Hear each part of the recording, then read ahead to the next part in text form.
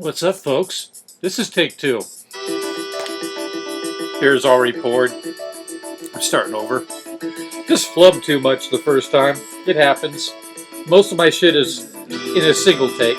I'll admit it if I do another take. I can always edit out the silly part, so I just don't give a shit how I look or sound. Chapter 52 of Alma. 10 more chapters to go, I believe. Nope. 11. Amaron succeeds Amalekiah. Moroni with Tiancum and Lehi retakes the city of Mulek and wins. Great victory. I'm sure other people are involved, but death of Jacob, the Lamanite general. Alright, let's go. Let's try to skim it. Verse 1. Now came to pass.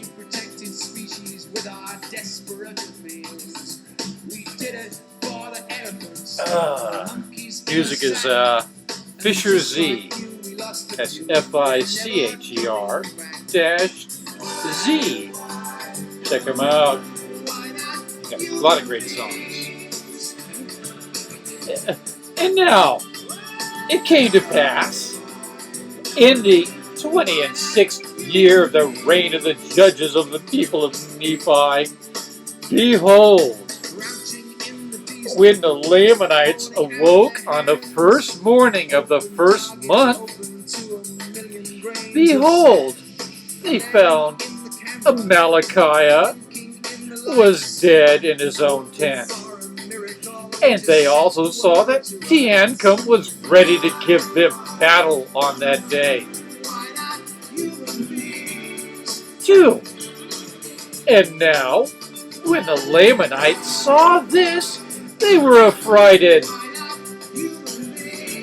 And they abandoned their design in marching into the land northward and retreated with all their army to the city of Mulek and sought protection in their fortifications. 3. And it came to pass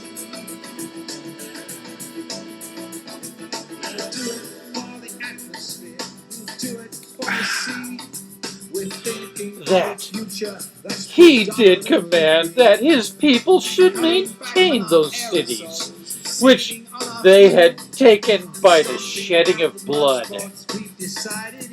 For they had not taken any cities save they had lost much blood. 5. And now Tiancum saw that the Lamanites were determined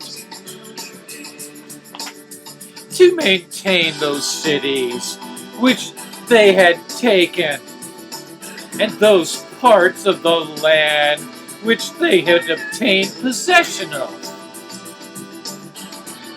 And also, seeing the enormity of their number, Tiancum thought it was not expedient that he should attempt to attack them in their forts.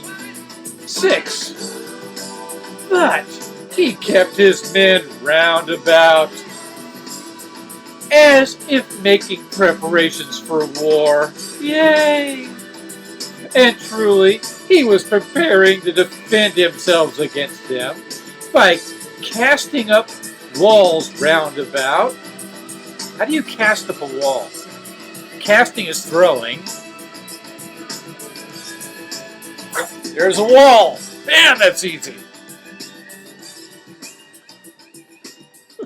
And preparing places of resort. 7. And it came to pass. We bought you new religions. We tried to save your soul. That he kept thus preparing for war until Moroni had sent a large number of men to strengthen his army. 8. And Moroni also sent orders unto him that he should retain all the prisoners who fell into his hands, for as the Lamanites had taken many prisoners, that he should retain all the prisoners of the Lamanites as a ransom for those whom the Lamanites had taken. 9. And he also sent orders unto him that he should fortify the land bountiful and secure the narrow pass which led into the land northward, lest the Lamanites should obtain that point and should have power to harass them on every side. Ain't gonna happen. 10.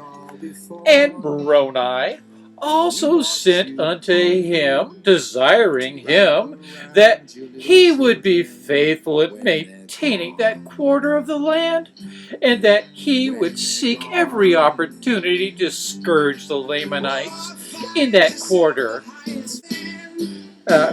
as much as was in his power, that perhaps he might take again to stratagem or some other way those cities which had been taken out of their hands, and that he also would fortify and strengthen the cities round about, which had not fallen into the hands of the Lamanites. 11. And he also said unto him, I would come unto you, but behold, the Lamanites are upon us in the borders of the land by the west sea, and behold, I go against them. Therefore, I cannot come unto you, like he said before. 12. Now, the king, Amoron,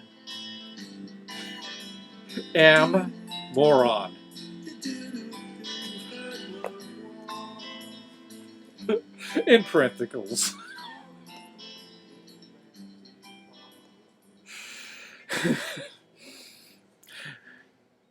Now, King Amoron, in parentheses, had departed. Now the king, in parentheses, Amoron, okay, had departed out of the land of Zarahemla,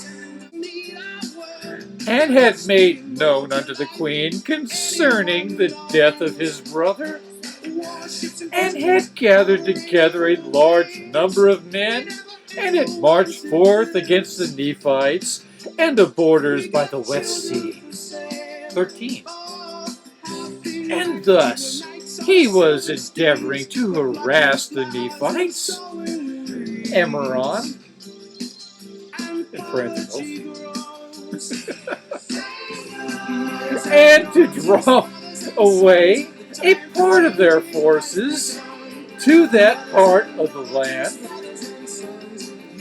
while he had commanded those whom he had left to possess the cities which he had taken, that they should also harass the Nephites on the borders by the East Sea, and should take possession of their lands as much as it was in their power, according to the power of their armies. 14. And thus were the Nephites in those dangerous circumstances in the ending of the 26th year of the reign of the judges over the people of Nephi. 15. But behold, it came to pass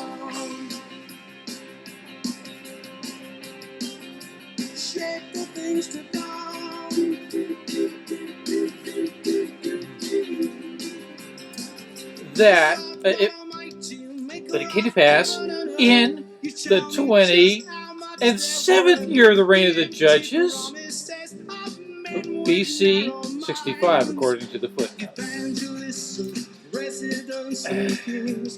that Teancum, by the command of Moroni, who had established armies to protect the south and the west borders of the land, and had begun his march towards the land bountiful, that he might assist Tiancum with his men in retaking the cities which they had lost. 16. Mothers and daughters, fathers and sons, the time for changing has begun. You must shape the things to come. Nice and golden.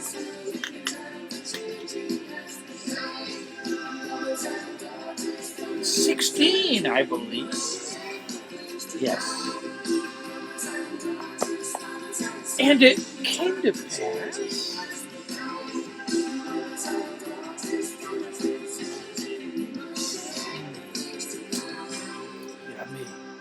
that Tiancum had received orders to make an attack upon the city of Mulek and retake it if it were possible.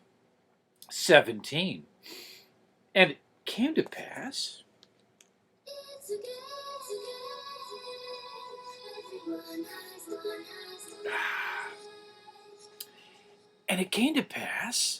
that Tiancum made preparations to make an attack upon the city of Mulek and marched forth with his army against the Lamanites, that he saw that it was impossible that he could overpower them while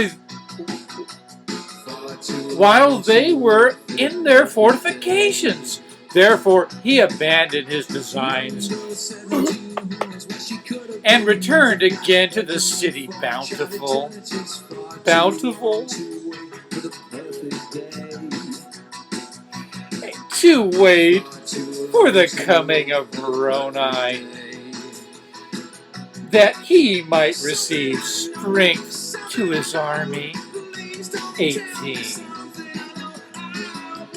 And it came to pass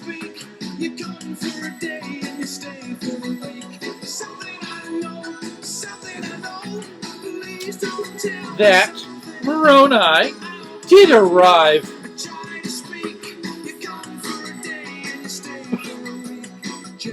Is that the way a chronicler would write something after the fact? That's more like the way a novelist would write something. You have to do that step. You know, a chronicler would go, and you know about that shit, so I won't even bring it up. Sometimes, you know. It's just different. Damn. I hate those. Do it or don't, damn it! Oh well. 18. And it came to pass that Moroni did arrive with his army at the land of Bountiful in the latter end of the 27th year of the reign of the judges over the people of Nephi. 19. And in the commencement, hang on, footnote, BC 64. That's when this shit's going down. That's when it's happening.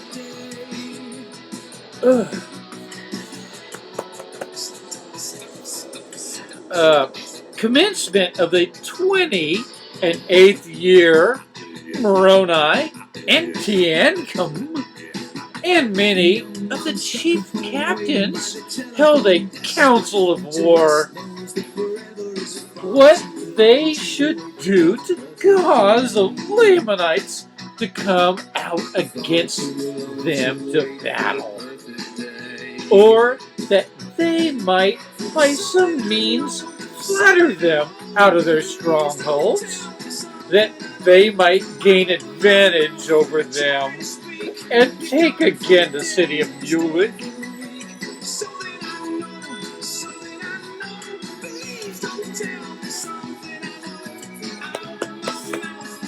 Ugh.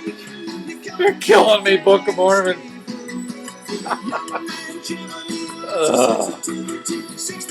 20.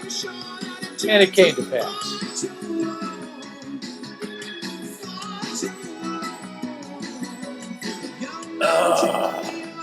And it came to pass in verse 20, they sent embassies to the army of the Lamanites, which protected the city of Mulek, to their leader, whose name was Jacob, desiring him that he would come out with his armies to meet them upon the plains between the two cities.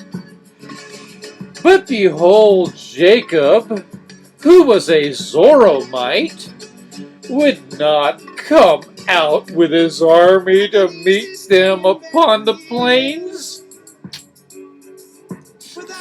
21. And it came to pass. Big surprise.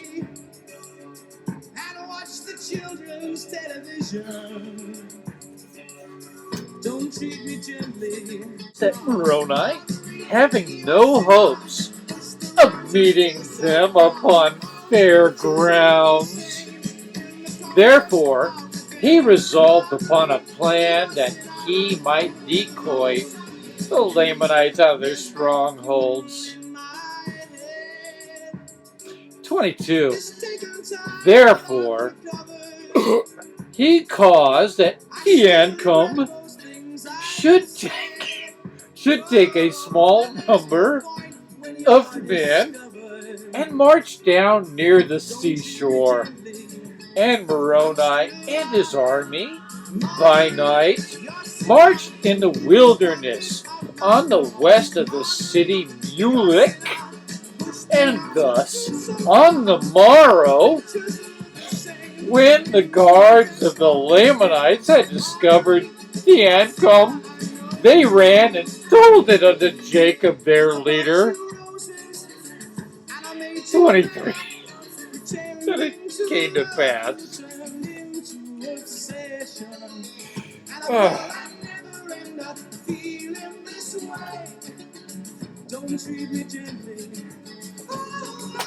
Hang on.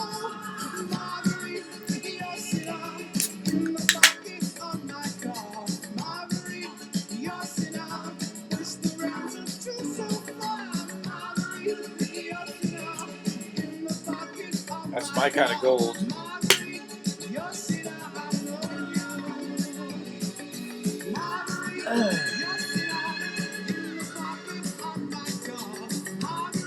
"23, and it came to pass." I remember I drank so.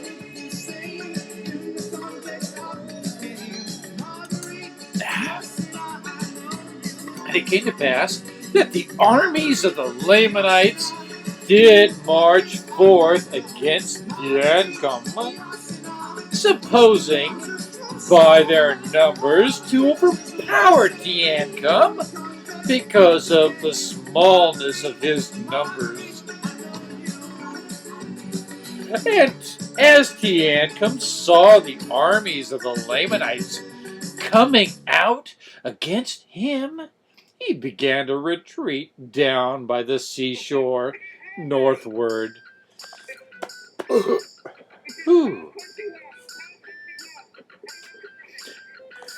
24. And it came to pass.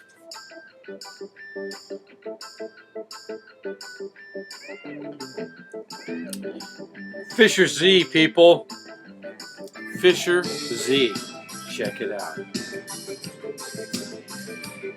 24. And it came to pass that when the Lamanites saw that he began to flee, they took courage and pursued them with vigor.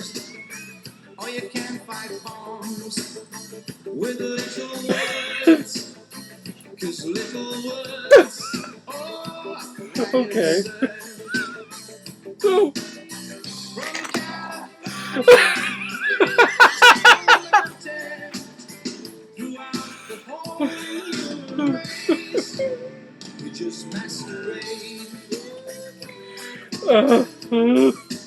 Okay. Vigor.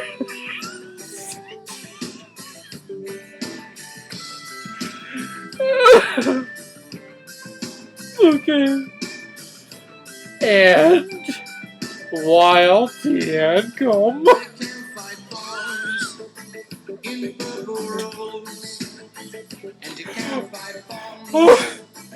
in the name of Jesus. And you can't fight bombs. Sorry. And you can't rely. Whatever. I'm sorry. I'm tired. Twain was thus leading away the Lamanites who were pursuing them in vain. Behold, Moroni commanded that a part of this army who were with him should march forth into the city and take possession of it. Shades of Judges. What? The city of, what is it? Ur? Something like that. I haven't read the Bible in like 10 years. I need to read it again. I don't want to, but I think I need to. Maybe next. I don't know. Yeah, I think I will. After I do the DMC and Doctrine and Covenants and Pearl of Great Price. All right. 25. And thus they did and slew all those who had been left to protect the city. Yay! All those who would not yield up their weapons of war. 26. And thus Moroni had obtained possession of the city Mulek with a part of his army, while he marched with his remainder to meet the Lamanites when they should return from the pursuit of Twain. Shades of Joseph. 27. And it came to pass.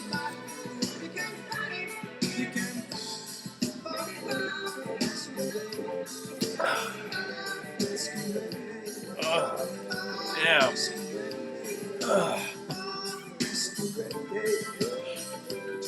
And it came to pass. Did I just drink for that one? I'll drink again just in case. I think I already did. How did I get drunk so fast? That the Lamanites did pursue Twain until they came near the city Bountiful, and then they were met by Lehi and a small army which had been left to protect the city Bountiful. This is some dramatic shit, folks. 28. And now behold, when the chief captains of the Lamanites, sorry, not really, of the Lamanites had beheld Lehi with his army coming against them, they fled in much confusion, lest perhaps that would have been a good time for a peradventure. Missed out, buddy. Lest perhaps. Should have used peradventure. Whoops. You used it before for that same. And I'm no fucking scholar. I'm just a fucking, ordinary guy.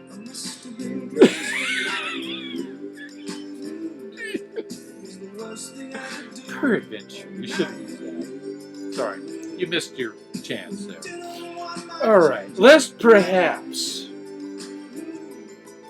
they should not obtain the city Mulek before Lehi should overtake them, for they were worried because of their march, and the men of Lehi were fresh. 29.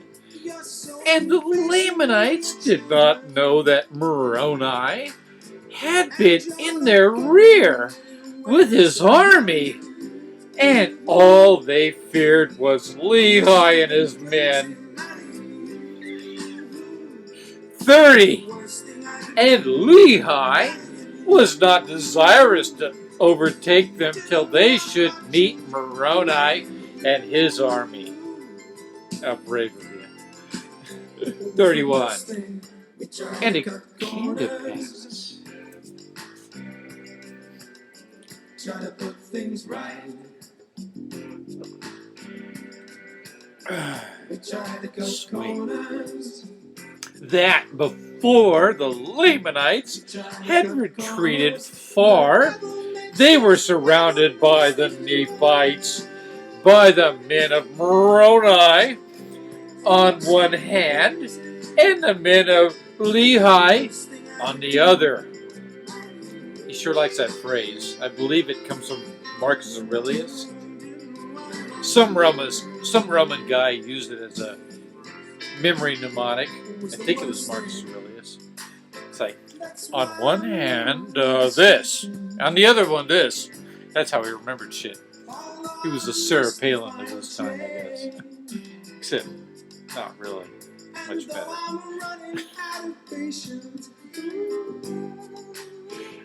What the fuck, man? How did I get so drunk? Alright. Yeah, Moroni on one hand, and the men of Lehi on the other. He likes that phrase. On one hand, the other. All whom were fresh and full of strength. But the Lamanites were weary because of their long march. 32. And Moroni commanded his men that they should fall upon them until they had given up their weapons of war. 33. And it came to pass. There it is. Whew, thank you. Why does that taste like popcorn? I didn't have any popcorn.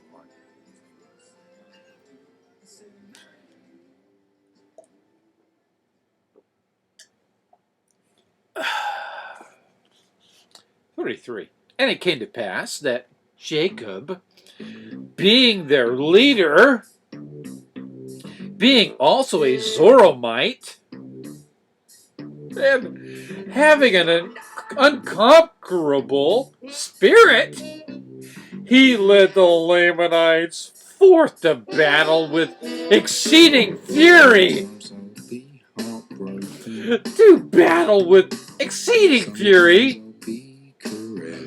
Against Moroni. Sometimes I'll be elated. 34. Sometimes I'll be depressed. Moroni, being in their course of march, therefore Jacob was determined to slay them and cut his way through the city of Mulek. But behold, Moroni and his men were more powerful. Therefore, they did not give way to the Lamanites. 36. And it came to pass. Such a sticky business. Some days I walk on water. Some days I sing so low. Some days the door is open. Don't say I told you so. One day you love to have me. One day you have to love me. One day you're thinking of me, and then you're not.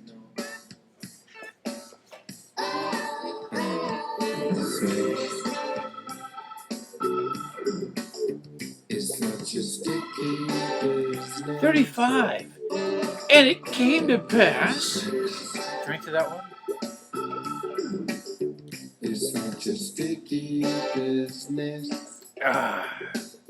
Better safe than sober, right? That they fought on both hands with exceeding fury, and there were many slain on both sides.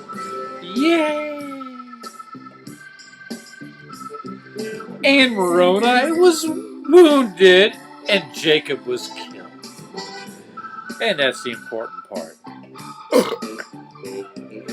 36. And Lehi pressed upon their rear with such fury with his strong men that the Lamanites in the rear delivered up their weapons of war and the remainder of them, being much confused, knew not whether to go or to strike. 37. Now Moroni, seeing their confusion, he said unto them, If ye will bring forth your weapons of war and deliver them up, behold, we will forbear shedding your blood. Shades of the Mountain Meadows Massacre. Just saying. 38. And it came to pass.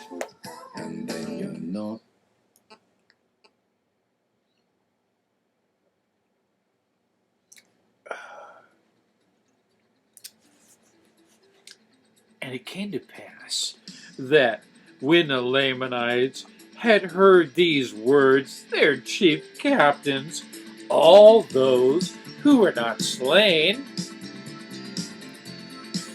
came forth and threw down their weapons of war at the feet of Moroni, and also commanded their men that they should do the same. 39. But behold, there were many that would not, and those who would not deliver up their swords were taken and bound, and their weapons of war were taken from them, and they were compelled to march with their brethren forth into the land bountiful. 40. And now the number of prisoners who were taken exceeded more than the number of those who had been slain. Yea! More than those who had been slain on both sides. And that's it for 52. That's it for me also. Anyway, I hope you learned something. And let me know what that is if you did. Because I need to learn it too, apparently. Peace. The fuck out. Have a wonderful, whatever the fuck it is you're having,